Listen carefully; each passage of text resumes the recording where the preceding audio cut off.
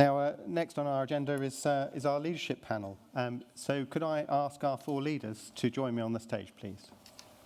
We're joined by Gregor Craig, President and CEO of Skanska UK, Amanda Fisher, Chief Executive of Amey, Bill Hocking, Chief Executive of Galliford Try, and Mark Reynolds, Group Chief Executive of Mace.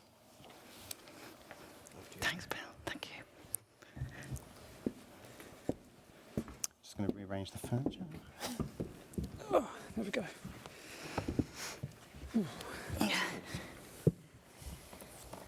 Feels like the ejector seat. They are bolt upright. Say something wrong and you're out. Well, thank you very much, all four of you, for joining us. I'm going to start with you, Amanda. We were just talking about retrofit. It fits into an increasingly important and urgent agenda around net zero. We've just heard the news out of COP26 that perhaps our political leaders aren't moving as fast as perhaps they need to around the world. And it's up to industry perhaps to do more. What do you think the construction industry can do and should do to tackle that net zero question? So my perspective and Amey, what we do is very much infrastructure company, so quite different to my colleagues on the panel here. We're very much about repurposing buildings, for example, but there's a fundamental rethinking and reappraisal of just our attitude and our approach, I think, to the whole of carbon net zero.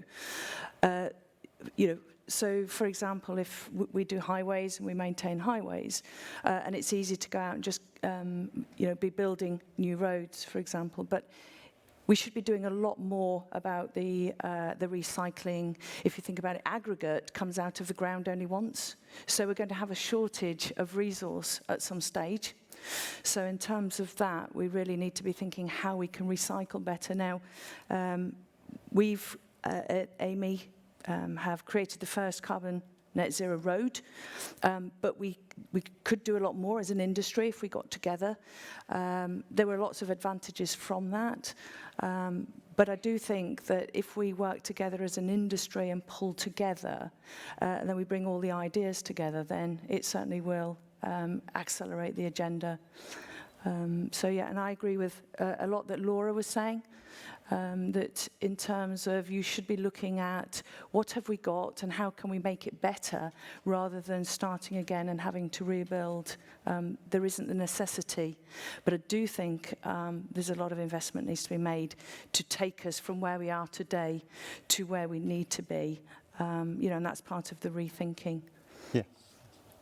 Well, Mark, from your perspective at Mace, do we need to radically change the way that we do things in construction to achieve that? Oh, don't get me started. How long you got? Oh. But just to pick on a couple of things that Laura mentioned, what I think is really exciting about the whole retrofit. There's a couple of things I want to throw out as a challenge. First of all, why do we have VAT at 20% on refurbishment?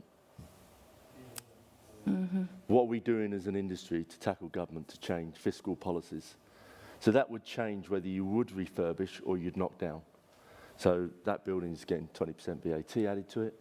The second thing, which is around retrofit, which I find, again, you learn on this journey, is 65% of the carbon generated in a new office build comes from the sub and superstructure. 65%. 19% comes from the cladding, generally, of a building of that nature.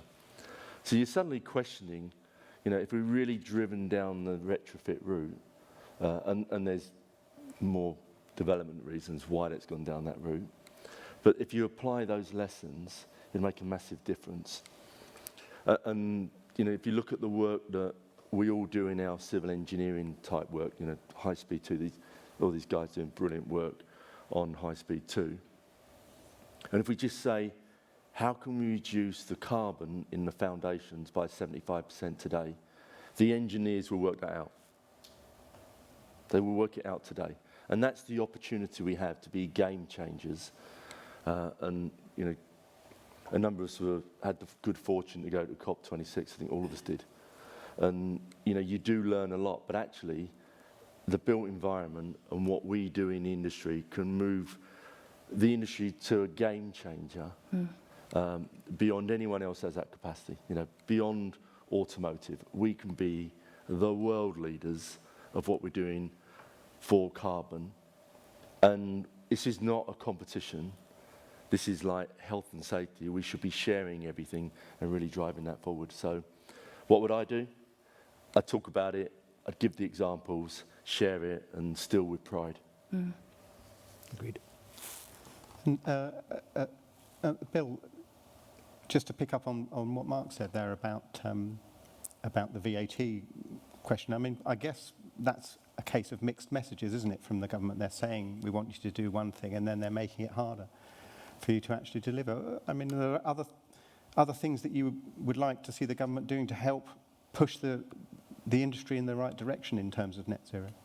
Yeah, I'm not sure it's just the government, but the presumption, for example, in the reuse arena of reusing the foundations, reusing the frame, everything you can reuse it, and getting the commercial and the risk-sharing mechanisms right, because we've been trying to reuse piles and foundations for many years, and it's the commerciality and the risk that gets in the way. So it's finding a mechanism to get past that in a mature fashion and share risk equitably. I think that's really important. Yeah. Gregor, what's your view on where we need to go and how we get there? Well, I'd just build off a couple of the points before to start with. I think we've got to be really careful with the words we're using. So we've talked about recycling a lot in the industry, and there is a big difference between recycling and reuse. So Laura, actually, with the examples there, was actually reusing. That's the perfect situation. When we recycle in our industry, we're quite good at it, but it's still very low as a percentage of the overall the materials that we're working with. But reuse, actually, I don't think we've put any great intellectual time into serious reuse. And of course, the big aspect there has got to be in the design. The design's got to be capable of taking an existing material. And then, as has been mentioned already, the contract has also got to give you the facility of warranties, etc., that you can actually achieve reuse with. Yeah. And I'll just throw in, recycling. When we recycle, we usually mean downcycle. We recycle it into something that's a little bit lesser. So a lot of recycling actually does go into road fill and things like that. So we're always pushing it down. Keep it further up at the reuse would be much better. But I think that Mark touched on something that I think is probably the most important for our industry. He said it shouldn't be a competition like health and safety. Yeah. Absolutely. And yet, as an industry, we're born to compete. Everything that we do generally, well, most of the time, unless we're really fortunate, we've got to win. So we're competing. So we've worked out really well how to compete. And then tomorrow, we've got to collaborate. And I'm not saying they're 180 degrees opposite, but you could argue that. So the mechanisms for collaborating across our industry, they're the things that actually I think the government could help us with. Put some things in place, whether it be incentivization or whether it be actual mechanisms that work, maybe contractually. That's where we've got to go, because actually I was fortunate enough to be at COP, and the thing I really picked up there, the big ticket items are actually industry to industry and country to country. And for the larger businesses that maybe are international businesses, that's where we have the advantage on a government, because country to country they're not so good at. But actually the very big businesses, country to country, we can do for sure. And we can bring things in from other places, ending up with Mark's point again, steel with pride, steel from anywhere in the world. The industry seems to find it quite difficult to transition towards designing for manufacture and assembly. I guess you're saying they should be moving to designing for disassembly, which is perhaps a stage even further. So yep. It's perhaps a tall order, isn't it? Yeah. Yeah. To be thinking in those terms. And I think the other thing that we've got to be we need to get it into perspective. We're putting a huge amount of effort into how to make our nice new buildings as low carbon as possible. But actually, if you think of all the targets that exist, they're pretty much done by 2050. 80% of our existing buildings are still up in 2050. So we're only really working on that other 20%. It's a very, very small proportion. So I think we'll see a big shift into the sort of refurb, recycle, but ideally reuse. Yeah. Now, one of the other things that Laura touched on there was how proud she was to be part of a team as a woman, and other aspects of the project were also being led by women. And the fact she has to remark on that underscores how far as an industry we are away from that position of that being the norm. Bill, perhaps you could touch on this.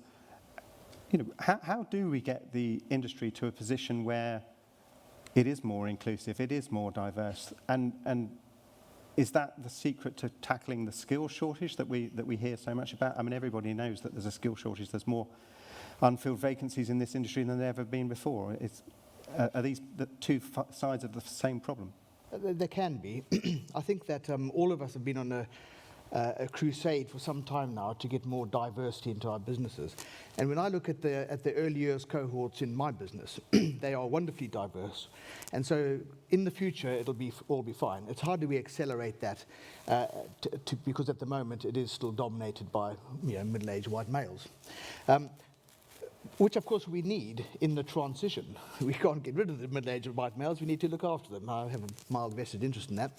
But the most important thing here is when I talk to all the middle-aged white males in my business, and I'm sure in this room, they are all absolutely behind the push to get much more diversity into the industry. So I think we're heading in the right direction. I think momentum is building. I think that the change in industry and in the type of people we employ will help us, because we're employing data analysts and data scientists and these sorts of people. We never employed them 5 years ago, maybe 2 years ago. But so there's a more diverse skill set coming in as well, which I think will help. So I think we are heading in the right direction. It's going to be a long road. It has been so far, but we'll carry on. And I think the momentum is building. Yeah. I think where momentum isn't building is in the trades. And I think, when we look at the professions, I think there is momentum in diversity. In the trades, I don't see that at all.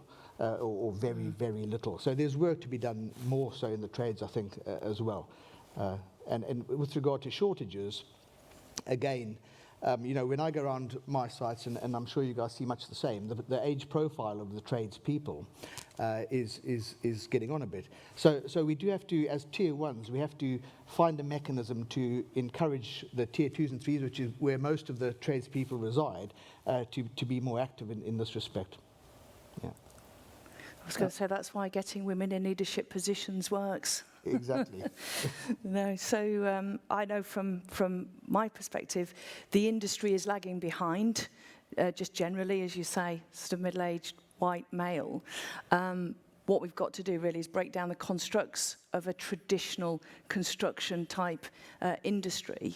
That will then become more attractive. We've got to open up the gene pool. We have to do that. But we will only do that if the industry itself is more attractive, it's more flexible, it's more adaptable. And as you were saying, I mean, it is going to be a generational thing as youngsters come through and more women and diverse, and also with different skill sets. I mean, it is an exciting industry to be in. If you think youngsters, they're on their games, Minecraft. That's everything we do in business. They're having to plan, buy, create, sell, do everything we do when they're 7 years old. And then we sort of train it out of them. But if we could get them younger, and I saw in the paper just recently that they're looking at AI in schools now for some of the younger generation, so that their learning is more flexible. And if we can grab that and start pulling that through and getting a lot closer as an industry to academia, and whether that's at university level, down to the children. I mean, if you think about it, schools is all about knowledge. They go into schools to come out with a knowledge base. Actually, they need to come out with skills for life. And I think we're starting to recognise that. And once we start to do that and pull it through, that's when we're going to get this change. Yeah. And the skills question is kind of hand in hand as well with the question of productivity. And one of the themes of today's event is to try and understand what the advantages that might have cropped up during the last 18 months have been, and to sort of grab hold of them and see in what way that can help us to modernise. Mark, I know productivity is a question that you wanted to explore. Is that wrapped up in skills, or do you see them as separate? Yeah, Amanda's highlighted a really strong point here. You know, it does need strong women leadership to change the way that we think and operate. I also think, and I don't know, and I know, you know, everyone on this panel has got strong network groups, and you know, the network groups within Mace has been exceptional about changing the way we do things. The link, you know, I'm also involved with the Project Speed Construction Skills Delivery Group, which is a DFE and BAYS initiative working into number 10. And what I get from that is the policy interventions that they're looking to help in our sector, particularly in terms of apprenticeships, boot camps, different routes in, is really important. But Amanda's picked up on really vital things about academia. What we're kind of missing at the moment is that policy intervention with government at secondary school level. So, you know, we should be going to government and saying, we really think that we could help eradicate some of the climate issues by putting a built environment GCSE in place. Yeah. We as industry should be looking for some support in how we'd sort out T levels, because that's really about the managerial side and the design side of taking that forward. Now why, and I'll bring it back to this productivity, why was this important? Without training people properly to be smart and do things really efficiently, how are we going to improve productivity? You wouldn't see an athlete on Team GB going out and just turning up and diving in the swimming pool and saying, I'm going to break a world record. That just doesn't happen. It's training, learning, coaching, development at every level. Yet we think we can do that. We can deliver high productivity without training the workforce in the right way. So, you know, I think skills is at the heart of it. And if we train people up in the right way to think differently, they will come up with the solutions to give us the productivity. I also think we really need to work on data and taking on how do you change things to bring people in. Every week I get a report that tells me what the gender diversity is in our business. We have set targets that we want to close the gender pay gap 10% year on year, which is a heck of a target. Will we get there? I don't know, but we're going to have a good go. Every Monday, well, it's every Sunday at 10 o'clock, which isn't good for work-life balance. The email goes out to the top 200 managers and tells them what's happening at every level of the business in terms of who they recruited, what's their ethnicity, what their gender diversity is, and it's against the target, and they're measured on it. So I think there is a little bit of measurement. By the way, if we hadn't have done that, we wouldn't have moved up the curve as much as we've done.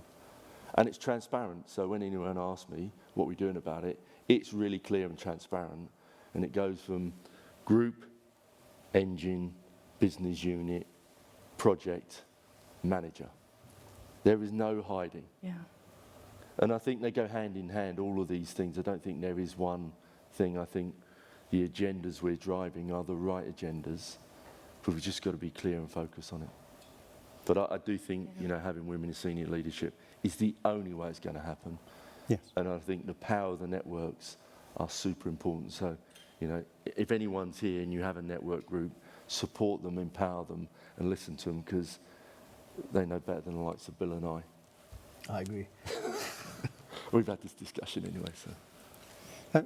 Gregor, we've touched on various things here about getting better data to understand things and a transformation of perhaps the kind of skills that we need in the industry.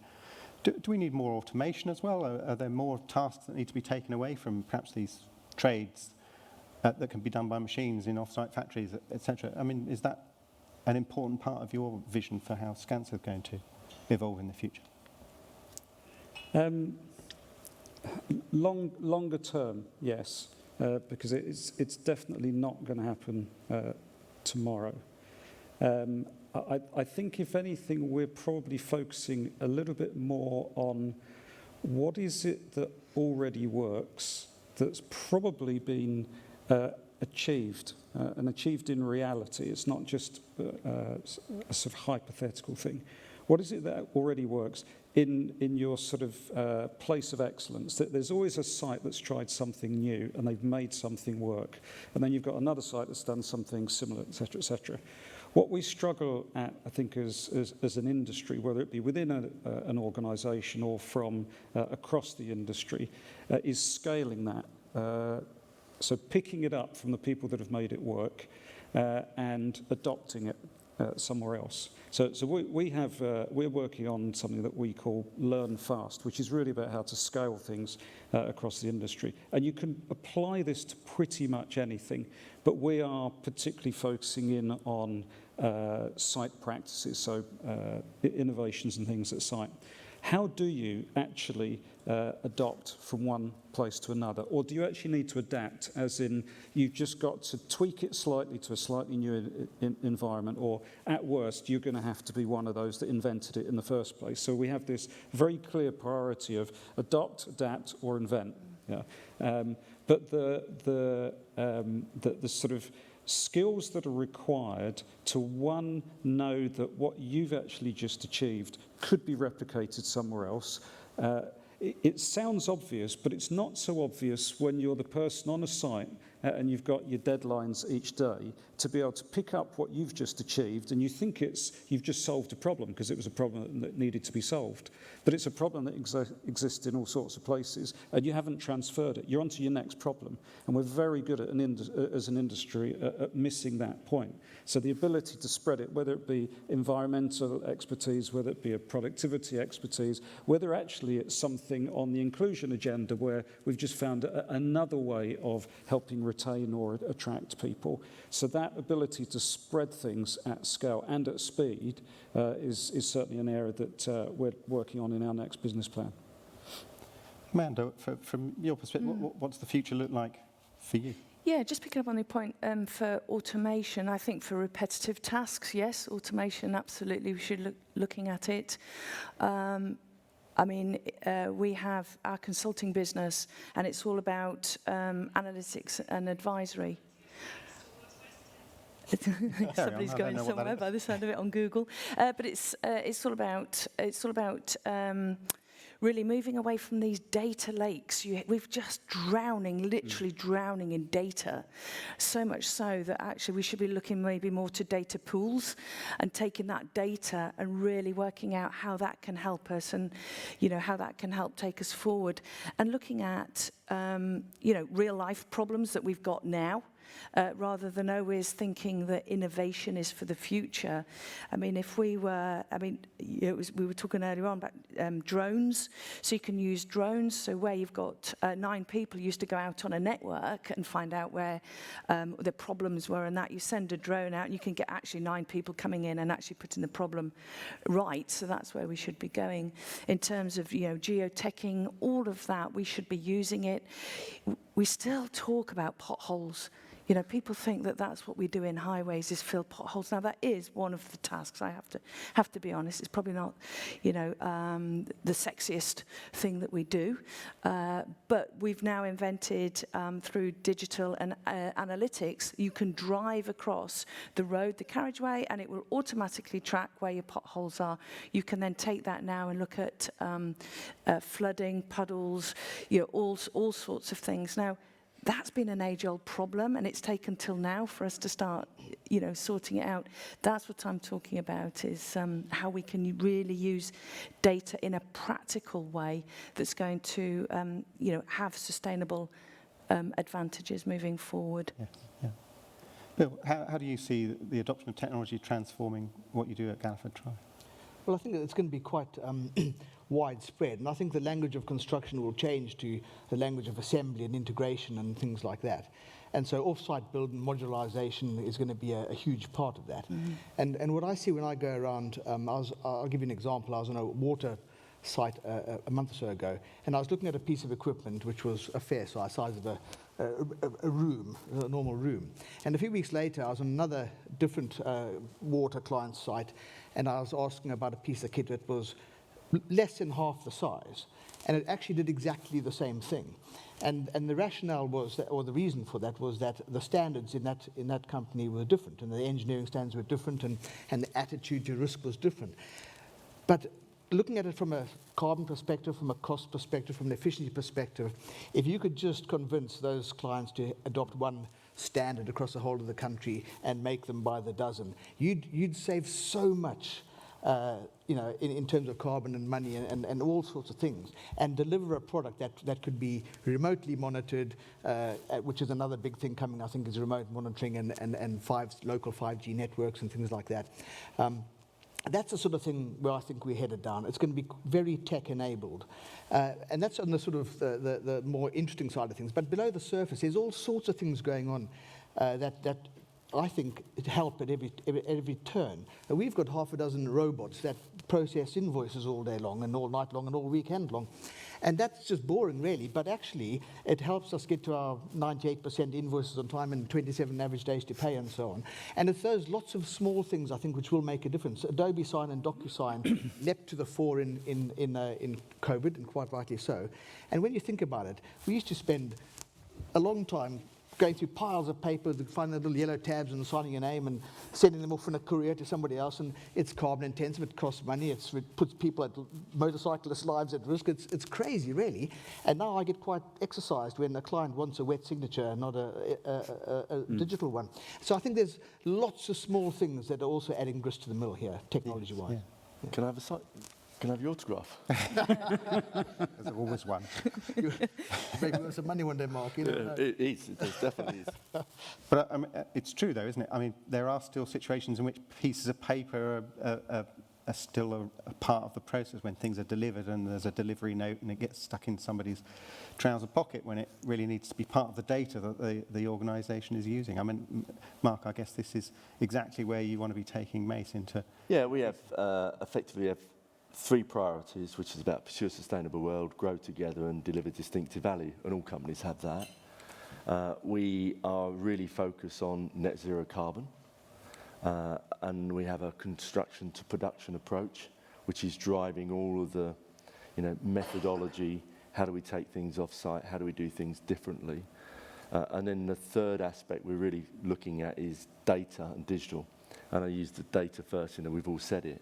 It is how do you harness that information to really change things and sort of bring it back to the productivity and even the gender point. We can benchmark now of the different asset classes, what productivity we get for a GVA per worker hour on our sites. So we know for a certain type of sites, if it's a refurbishment, it's going to be in the 70, 80 pound GVA worker hour. The commercial office world, of a new build, lots of pre-assemblies around about 120, 140 GVA pounds per worker hour. And then when we're doing lots of the pre-assembly, when we're doing now high-rise product is a productized residential solution, which is 30% quicker, 40% carbon cheaper, safer, blah, blah, all those things. They're nearly the 160, 180. And I think that's what we've got to do is almost benchmark those. And Greg and I and a few others are working about creating a data trust where we can give this, the industry can create that position where we are willing to share that benchmark information so we can start talking about it and say, no, if you do this, this is what you can achieve.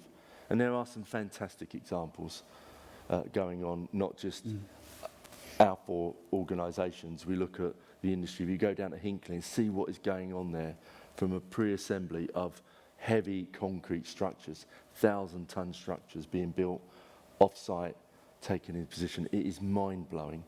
If you look at the work that, you talk about factories, there is a big investment and you need a big pipeline. You look at what Barclays are doing in their factory, it is some impressive stuff.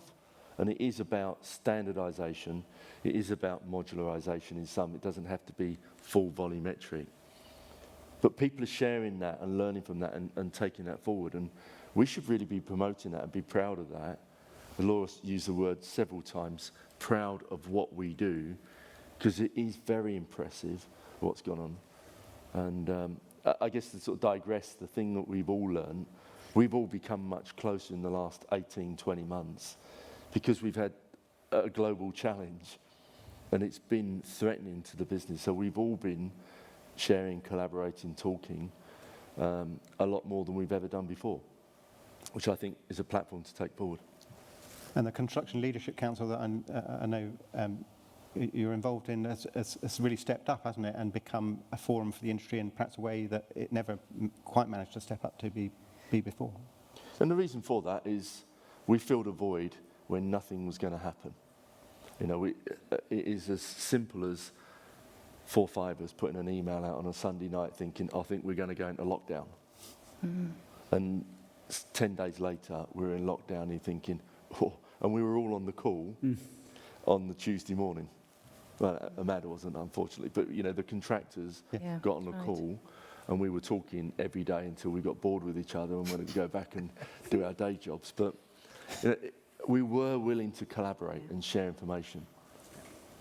And we had to keep that going. But I think you're right as well, in government as well, if you think just how they were able to change the way that they operated. They broke down the bureaucracy, that things happened faster, they were willing to listen, they needed to take advice from us as, you know, industry, which they've probably been quite reluctant to do before unless you've jumped through, you know, lots of hoops. And we just don't want to go back to the way it was. We need to embrace that, you know, and we need to continue that collaboration. And, you know, we can do it across so many areas. I mean, Mace and myself, so Mandy Willis and I are co-chairs for Rebuild, which is all about women. It's about the representation, recognition and remuneration, doing much more for women in the industry. It's gaining momentum because we're working together, because at the end of the day, the agenda is the same. And we need to just harness that more. Yeah. Just on that target of what's going on, you know, it's quite hard when someone comes to you in a senior position on the executive board and says, in order to do, and you encourage them to go out and represent you in the industry, they come back and say, oh, by the way, you've got to sign up to these targets. And I can't remember what the targets are. I know we've signed up to them thinking, oh, these are a bit tasty. Yeah. You know, what have I done here? Yeah, Well, but you did sign. I did sign, yeah. It We all took me need about a stretch week targets to to get my head improve our around. performance, don't we? We have a great panel here. Does anybody have a question they'd like to put to our leaders? We have a question down here. Thank you. Firstly, I'd like to applaud the panel. You've covered a huge range of areas of opportunities and challenges. However, you missed one out, in my opinion, and that is the real issue, I believe, that I will word this carefully, infrastructure and construction industry have with fraud and corruption. It is arguably higher, much higher than average. The average across the world is 5%, which has apparently increased to about 6% during the pandemic. With regard to the construction industry, and I'm quoting from a report issued this week, which featured in Construction News, it's up to 10%. Now, my question to you is, well, it's 3-part. It's like, do you feel that there is a problem for the industry? Second part is there a problem for your organization? And thirdly, if so, what measures are you taking? Sorry to be so provocative. You want to take that one? I don't mind taking that to start off with. I mean, I'm bound to say no, there isn't a problem in our company, because otherwise, and by the way, we do have audits and checks. Have we had issues? Yeah, we've had issues. And actually, have we put measures in place over the years? Yes, we have. And they're not pleasant when they happen, and they're a rude awakening. Fortunately, I can count on one finger the one which has been most concerning. We've done something about that. The second part is, and this is why I love the whole data and digital, is that drives compliance. So the more we digitise, the more we push forward data, I can get visibility on any project at any time in our business now. I have an enterprise system that I can go into everything, and it scares the hell out of our teams. We run analytics, as Bill said. We all have these, who employed analytical data analysts years ago, did in certain areas. They can go through and they can hide this. They can see this where anyone's hiding it. So the analytics and being data-driven allows organisations to do that. In the wider industry, that's about culture. You know, are we willing to accept it? And I don't believe at a senior level, and in a senior management level, people do it. Do you want to go to jail? Is it worth it?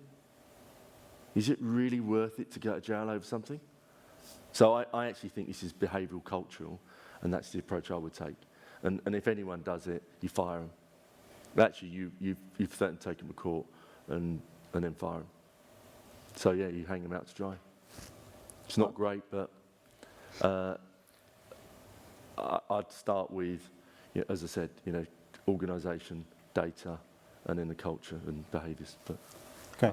Yeah, I'll add maybe a bit to what Mark was saying. The sort of direct answer to your question, I think the thought process that should go on at a board level is maybe there's something out there, because then you're gonna set your governance, which is what we put a lot of time and effort into, in a way that is designed to try and find it. Yeah. So that's one way of dealing with it. But I think the much stronger way of dealing with it is where Mark went at the end, and that's the culture of the organisation, and having really good, ultimately you want a whistleblower line for someone who's actually not comfortable in coming forward and saying directly to a manager, I think there's a problem here, I think you should look into it. So give them a neutral way of doing that, and I'm sure we've all got those things. Ideally, they actually are comfortable enough to speak up. And then I think the thing that you've got to be really, really honest with yourself about as an organisation, how transparent are we? And that's the question you've got to look at all the time. Are we really transparent? And do we do it ourselves when we're working with our own team? Do we do it when we're particularly talking to more junior members of staff? Are you talking to them in a hierarchical way, in which case they're going to talk back in a certain way as well, and they're probably not going to raise some of these issues. So provide the mechanisms. I think that the data actually does make it very difficult now. There's some very clever programs that can tell you all sorts of things. But I think that the other thing for me, and Mark touched on the fact, mentioned his values, or the values of the organisation, which we all have. I think when you really, really stick to some very, very strong values, it says quite a lot about who you really are as an organisation. So, and I'll give you an example. If you look at all of the places, not all, but a lot of the places that Skanska doesn't work in the world, the reason behind it is code of conduct.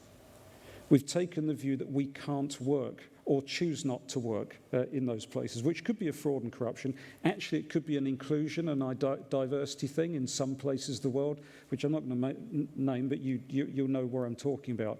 That's something that when you there are places we could have gone and made a lot of money in the last 10 or 20 years. We choose not to go there for code of conduct reasons, and actually probably for the more values-driven inclusion reasons as well. That's a company that actually is walking the talk. Well, thanks for that, Greg. I can just about see the questions from Slido. The first one is about, we talked about transitioning to a more data-informed industry. In order to do that, we need technology skills. And those skills are often in high demand. Amanda, perhaps you can give a view. How do we go about attracting those people with those skills? Is it just a matter of paying top dollar for them? I mean, there is a skills shortage now, and the more that we're going to digital technology, everyone's out there wanting those same skills. And this is why I'm saying we need to look differently at where we go for that talent pool. I think there's a lot we can do ourselves in terms of now partnering with universities or with colleges for them to be creating the courses, a bit like what you were saying before about whether it's an environmental course or whether it's project management. It's about making sure that we're influencing that academia and that we can work with them. Amy, we are funding 4- and 5-year apprenticeship to graduate courses. where it's very much like the T-skills. I think there's going to be a lot more of that, but I think there's got to be a lot of change, and government could help us. But there is a shortage. We're all fishing in the same pool. But I think we've got to be very careful that we're just not outbidding each other in terms of the salaries we pay, because we'll just drive up that cost, that competition. I mean, we've seen that before in elements of the industry, and I think that's where we should be working together to make sure that that doesn't happen. Yeah. I want to move on to another question if we can. I think there was one over here.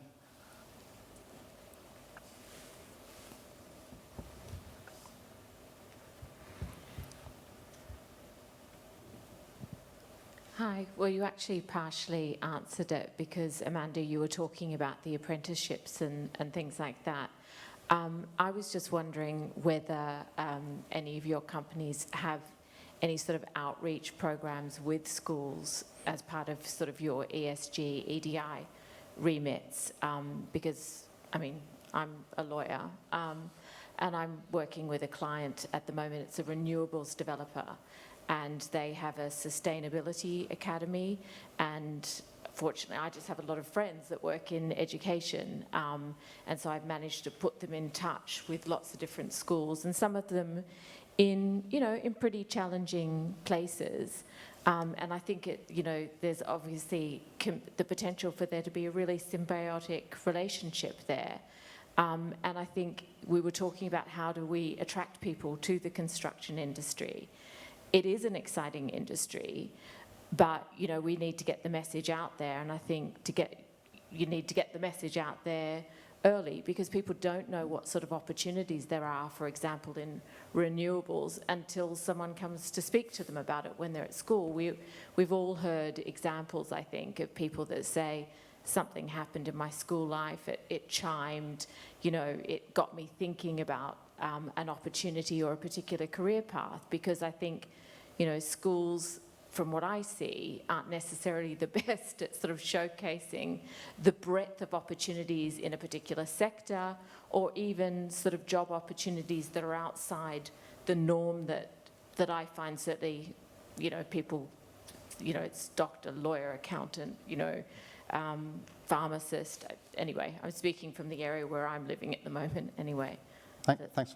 I'm guessing all four of you probably have schools outreach programs, but is there anything, I don't know if anyone's seen something that really, really hit the spot, that really transformed their attitudes amongst school kids from the panel? I think it's one thing we need to get much better as an industry, because excuse me, all of us will have these programs, all of us will have STEM ambassadors, all of us will be going in to talk to schools in the locality of where we're building whatever it is we're building. And I've done it myself. When my kids were young, I'd go in and do presentations on all sorts of things. But what brought it home for me is, quite a few years ago now, I was doing a few tours in some pretty difficult areas. And when I asked a question of the class of probably 16-year-olds, 15 or 16, what do you think about when you think about construction? It was architects and bricklayers. And that was it. That was the extent of the... So we're not, as an industry, reaching the school kids. And so many years ago now, we started with Build UK to put together a package of how does the industry be armed with the ammunition to go off and be better at presenting to schools. And so we do that through Build UK, or Build UK facilitates it, through our STEM ambassadors. It's much more powerful coming from younger people than it is from us. And then... For you and me, that is. Yeah, Amanda's okay. But yeah. You've totally lost my train of thought now. So we do that. And then I think it's about, from a personal perspective, it's just about making the effort to do the small things that make a difference. Yeah. So to invite people from really impressive projects like Tideway, for example, to come into the organise through your contacts to go in and do a presentation to the school about the big projects. So it's about using your contacts to try and spread the word. Open Doors was the other thing going through my mind, is another good thing. So we support Open Doors, we all support Open Doors. It's been curtailed a bit of late, obviously, but the more we do things like that, the better, to spread the word, because we're not getting the breadth of opportunity out there for sure. So that's why. No, I think you nailed it there, Bill. The only thing I would say is that, again, we need to work with government a little bit closer in the DFE to work how we can coordinate this a little bit better, a bit stronger.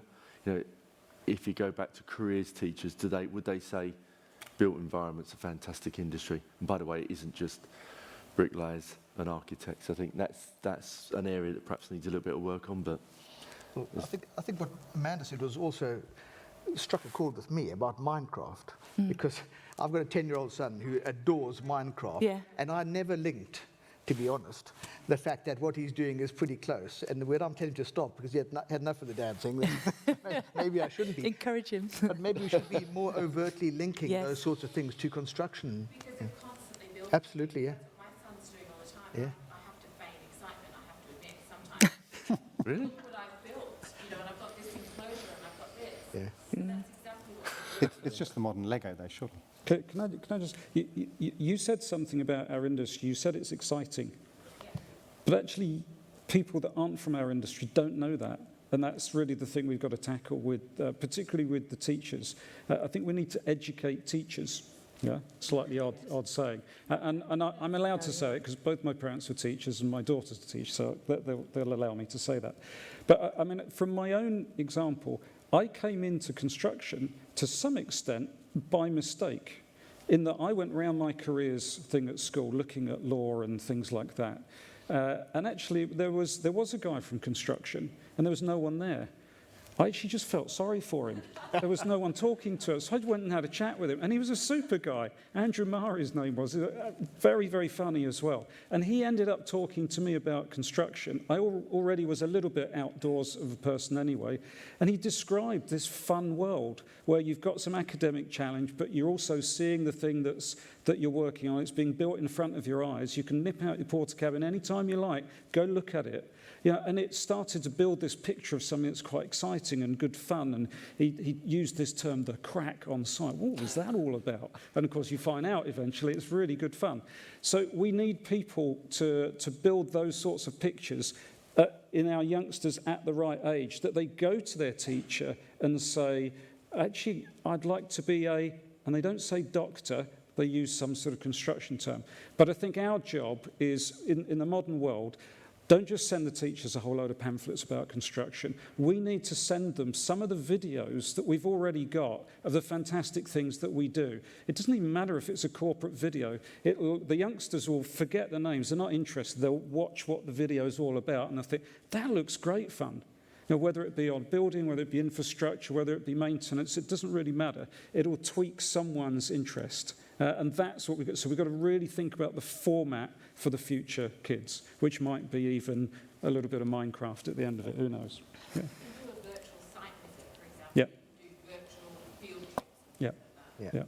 Sorry, John, to add to that as well, F1 had the same problem back in the early 2000s, where viewings were going down, sponsorships going down, and F1 makes its money from the tracks that then obviously host the events, that they get the revenue to then obviously pay F1 to host the event. They released a Netflix documentary on obviously all the Oh, yeah, it's brilliant. ups and downs and, you know, like the trivials of obviously the F1 industry. Would that be something that the construction industry would be open to potentially doing? I'm not sure I would want to star in... Come on, Greg. Come on, let's bring it on. you could be was it it was about the money one. That was the Lewis Hamilton one. Yeah. So we're only here for the money. Or the Tiger King of construction. I don't, We could certainly have some fun. unfortunately, just as we're exploring some interesting territory, the time is up. My job, according to the schedule at this point, is to sum up. First of all, I should thank our panellists for sharing their wisdom and insight. Thank you very much for that. Thank you.